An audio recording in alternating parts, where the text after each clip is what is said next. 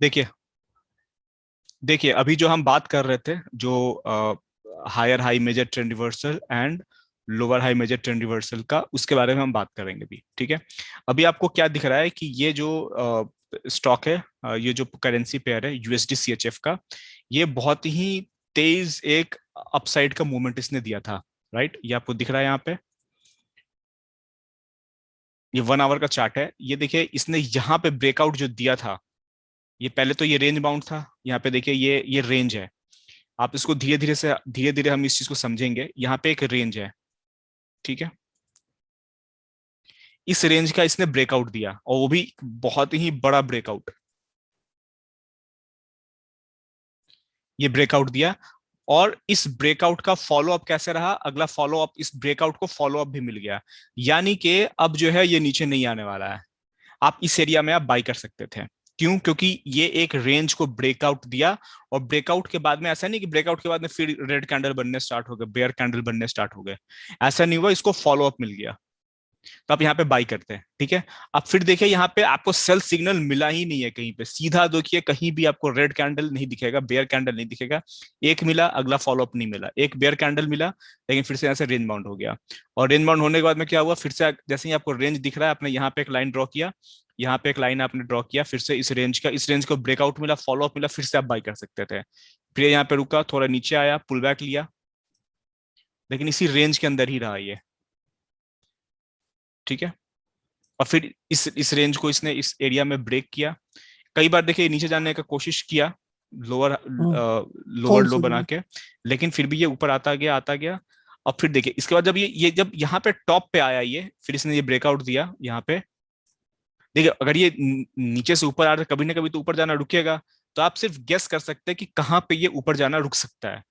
तो आप देखिए रेसिस्टेंस को आप जो है पहचानने की कोशिश करेंगे, कहाँ कहाँ पे रेसिस्टेंस है। अब मैं पीछे का एनालिसिस मिटा दे रहा हूँ। अगर आप कल जो है इस चीज को ऐसे देखते हैं, यहाँ पे मैं वेज पैटर्न ड्रॉ करने की कोशिश कर रहा हूँ। ये देखिए पहला टच, दूसरा टच, तीसरा टच, ये 3 टच आपको दिख रहा है यहाँ पे। ठीक है। ये चौथा टच भी है इस हम्म। पे। ये अगर आपने ऐसे इसको मार्क कर दिया, हम्म, इसी को हम वेज कहते हैं। राइट। हाँ ये पैटर्न आप हाँ। पहचानिए। और बिल्कुल ये कब बन रहा है, बिल्कुल ट्रेंड के एंड में बन रहा है। ये बिल्कुल इतना जबरदस्त अप ट्रेंड के बाद में बन रहा है। और पहला, दूसरा, ये तीसरा, और चौथा भी इसको बोल सकते हैं आप। ठीक है। ठीक। इस वेज पैटर्न के बाद में आगे क्या दिख रहा है आपको, ये दो वाला दो। हाई, 3 और 4। चार जो है 3 के ऊपर में है, यानी कि हायर हाई है। और उसके हम्म, बाद में क्या है, फिर से ये 4, अगर आप इसको अगर आप 5 कहते हैं, 5। ये इलियट वेव आ चुका है, लेकिन इलियट वेव मैं यहाँ पे डिस्कस नहीं करूंगा, लेकिन ये इलियट वेव का ये कॉन्सेप्ट है। ये पांचवा जो है, ये क्या है, ये 4 के लगभग बराबर में है। ठीक है। अच्छा। अब आपको क्या दिख रहा है कि अब आपको यहाँ पर वेज भी दिख रहा है। ठीक है। प्लस आपको डबल टॉप भी यहाँ पे बनता हुआ दिख रहा है। तो यहाँ पे आपको सिंपल समझ में आ गया कि यहाँ पे प्राइस का रिजेक्शन है। तो यहाँ पे अब आपको एक बेयर कैंडल, कभी भी अगर आप एक बिगिनर ट्रेडर है, तो आपको बेयर कैंडल का वेट करना है, बेयर कैंडल पे आपको सेल करना है। तो यहाँ पे आपको सेल सेटअप मिल गया यहाँ पे। अब आप क्या करेंगे कि जैसे ही ये एक बड़ा बेयर कैंडल मिला, इसने इसका ये पुल बैक हुआ, जैसे ही ये इस बेयर कैंडल का लो ब्रेक हुआ, ये वाला जो कैंडल है 13:30 का जो कैंडल आपको दिख रहा है, इसका लो ब्रेक हुआ, इसके लो के नीचे आपको सेल कर देना है। ठीक है। यहाँ पे आप सेल ठीक। करते हैं, थोड़ा प्राइस ऊपर आता, थोड़ा देर लॉस में भी रहते हैं, उसके बाद देखिए फिर कितनी जबरदस्त तरीके से ये वोलाटाइल होकर नीचे आया है।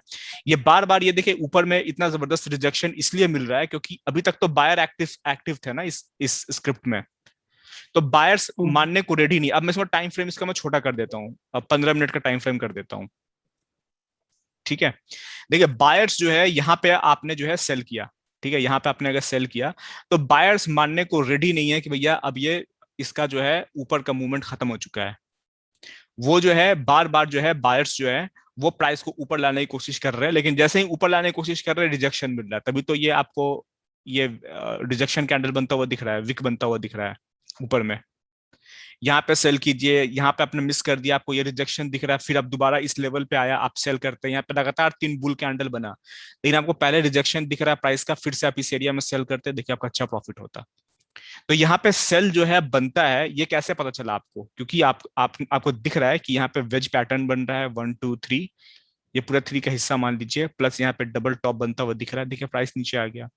अगर आप पूरे दिन वेट करें और सही ट्रेड का इंतजार करें और आपने यहाँ पे सेल किया, एग्जाम्पल लीजिए आपके अकाउंट में $20 है, आपने इस एरिया में कहीं भी सेल किया और आपको कंफर्मेशन दिख रहा है कि यार ये बहुत जबरदस्त ट्रेड है, और आपको स्टॉप लॉस भी पता है, इसके ऊपर डाल दिया, या कम से कम ये जो हाई है, आज का जो हाई है उसके ऊपर आपने डाल दिया, आपको दिख रहा है कि स्टॉप लॉस काफी छोटा है, $20 आपके पास में है, आपने क्या किया कि $4 का या फिर $5 का आपने रिस्क लिया, और तो मेरे हिसाब से 0.02 या 0.03 आपने जो है यहाँ पे सेल कर दिया।